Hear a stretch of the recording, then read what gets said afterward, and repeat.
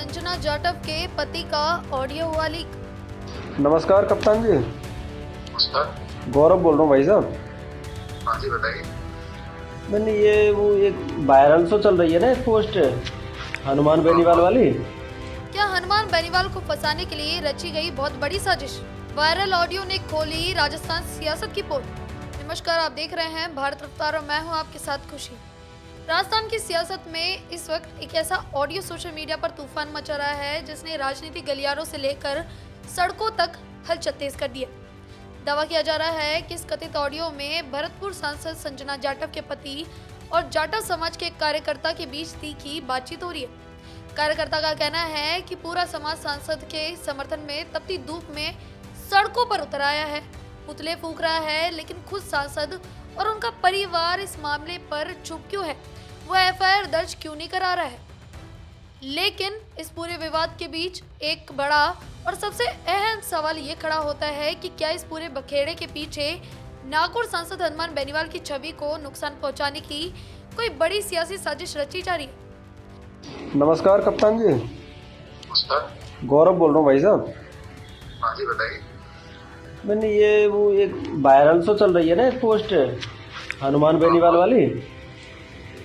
वो पुतला फूके और फिर कचू हम यहाँ चक्कर में बैठे हैं कि आपकी तरफ से अभी कोई संदेश ही नहीं है, ना कोई प्रतिक्रिया आई।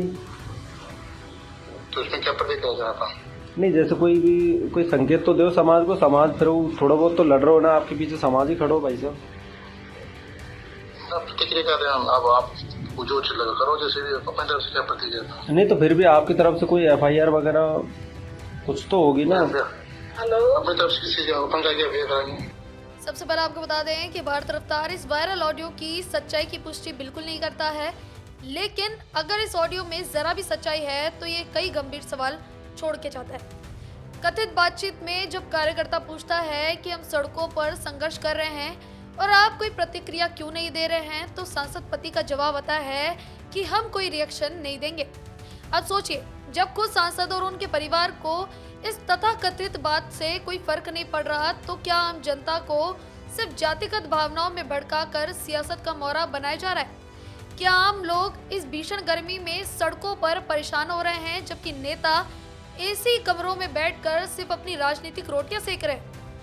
आइए अब इस सिक्के का दूसरा पहलू और सबसे महत्वपूर्ण पहलू भी देख लेते हैं, जो सीधा इशारा करता है कि हनुमान बेनीवाल के खिलाफ बुने गए इस राजनीतिक चक्रव्यूह की तरफ। अभी कुछ ही दिन पहले भरतपुर में एक ऐतिहासिक जाट हुकार रैली हुई थी, जहां केंद्र में आरक्षण की मांग को लेकर हनुमान बेनीवाल और खुद सांसद संजना जाटव एक साथ एक ही मंच पर खड़े नजर आ रहे थे। बेनीवाल ने हमेशा छत्तीसगढ़ से लेकर राजस्थान तक किसानों, दलितों और पिछड़ों की आवाज को प्रमुखता से उठाया। लोकसभा में भी उन्होंने इस क्षेत्र के लोगों की हक की बात कही है। ऐसे में जब एक सामाजिक आंदोलन के जरिए समाज एकजुट हो रहा था, ठीक उसी समय बेनीवाल के फेसबुक लाइव के बैकग्राउंड नॉइस यानी पीछे से आई किसी अज्ञात आवाज को आधार बनाकर ये पूरा बखेड़ा खड़ा कर दिया गया। यहाँ सोचने वाली बात यह है कि बिना किसी जांच के ये कैसे मान लिया गया कि ये आवाज हनुमान बेनीवाल की ही थी। क्या बेनीवाल को घेरने के लिए इस कथित ऑडियो को और पूरे विवाद को जानबूझकर हवा दी जा रही है?